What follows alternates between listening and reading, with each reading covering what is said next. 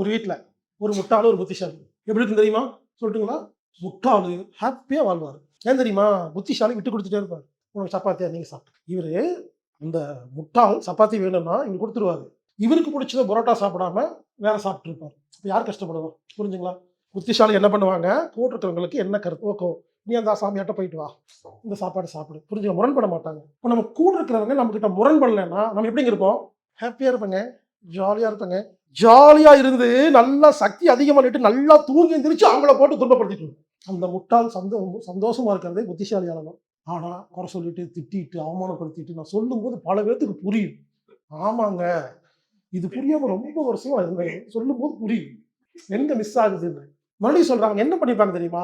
அவங்க திரும்ப திரும்ப சொல்லி நாம தான் ஒருவேளை தப்பா இருக்கிறோமோன்னு ஒரு ஒரு மாய உலகத்துக்கு கொண்டு போயிடுவாங்க. திரும்ப திரும்ப சொல்லி சி இப்போ ஒரு சாமியார்ட்ட போயிட்டு இருக்கீங்க, அவர் வேற சாமியார் போறாருல்ல, கரெக்டா பார்த்து அந்த சாமியார் தப்பு பண்ற பாத்தியெல்லாம் சொன்னீங்கன்னு சொல்லிட்டு அவமானப்படுத்திடுவாரு. நமக்கு அவமானமா இருக்கும். நம்ம புத்திசாலிங்க, ஆனா அவங்க டிஸ்டர்ப் பண்ணிட்டே இருப்பாங்க.